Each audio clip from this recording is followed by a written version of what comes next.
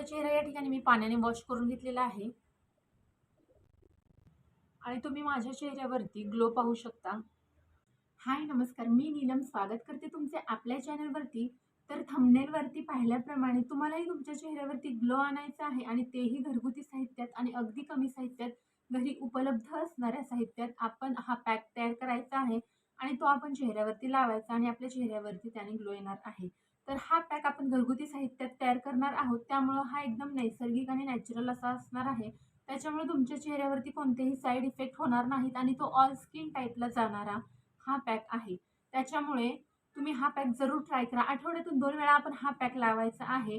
जर तुमच्या स्किनवरती एकदम डल झाली असेल किंवा तुमचा टोन एकदम डस्कीमध्ये एकदम असा तुमचा टोन फेअर टोनमध्ये जर नसेल, तर तुम्ही हा पॅक जरूर ट्राय करा। त्याने तुमचा टोनही सुधारेल आणि तुमच्या चेहऱ्यावरचे जे काही रिंकल्स असतील, डेड स्किन असते, ती सगळी रिमूव्ह होऊन तुमच्या चेहऱ्याचा कलर उजळण्यासाठी मदत होते। त्यामुळे तुम्ही हा पॅक जरूर ट्राय करा। तर अजिबात वेळ न घालवता चला तर मग पटकन हा पॅक आपण पाहूयात।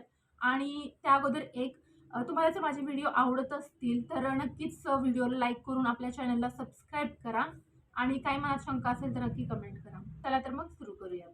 दूध घेणार आहोत, अगदी 4 चम्मच, अगदी थोडंसंच या ठिकाणी मी दूध घेतलेलं आहे। तर या दुधामध्ये आपण आपल्या घरी अवेलेबल असणाऱ्या केसरच्या काड्या घेणार आहोत,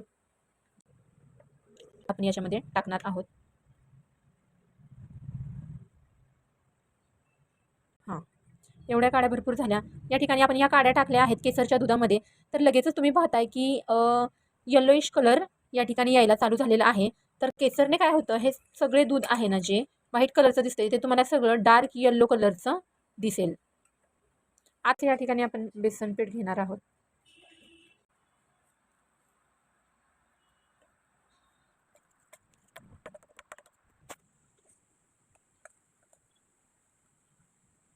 जे केसर आहे हे आपलं दुधामध्ये मर्ज झालं किंवा या ठिकाणी मी जे चम्मचमध्ये थोडंसं केसर तुम्हाला दाखवते, हे असं सगळं असं दुधामध्ये मर्ज झालं। एक अर्धा तास वगैरे लागतो, पण त्याला हे जर असं मर्ज झालं की ते येलो कलर आहे ना ते सोडायला लागतं आणि आपली जी हा पॅक आहे ना, जो फेसचा आपला हा पॅक आहे येलो कलरचा होऊन जातो आणि ह्या केसरमुळे आपल्या चेहऱ्यावरती छान चमकदार उजळपणा येतो। चेहरा पाण्याने वॉश करून घेतलेला आहे।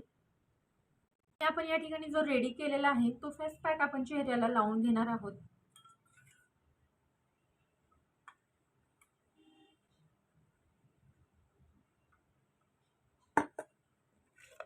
अगदी घरच्या साहित्यामध्ये बनवलेला हा फेस पॅक आपण चेहऱ्याला लावून घेणार आहोत।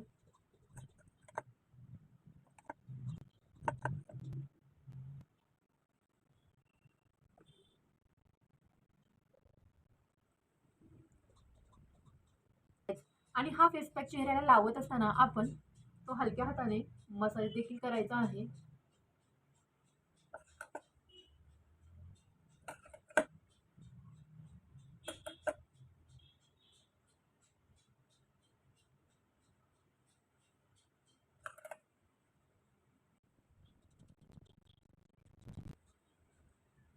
या ठिकाणी केसर, हे बघा केसर आलेला आहे ना, तर तो पूर्ण येल्लोइशपणा जाणवतोय आपल्याला।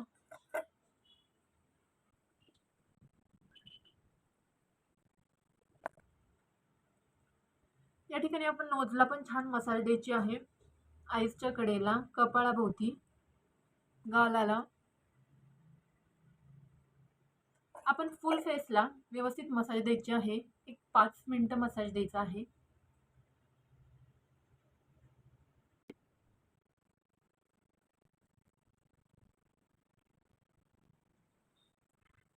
पाच मिनिटं मसाज द्यायचा आहे।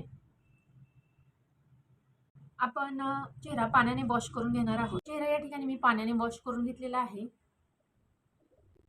आणि तुम्ही माझ्या चेहऱ्यावरती ग्लो पाहू शकता।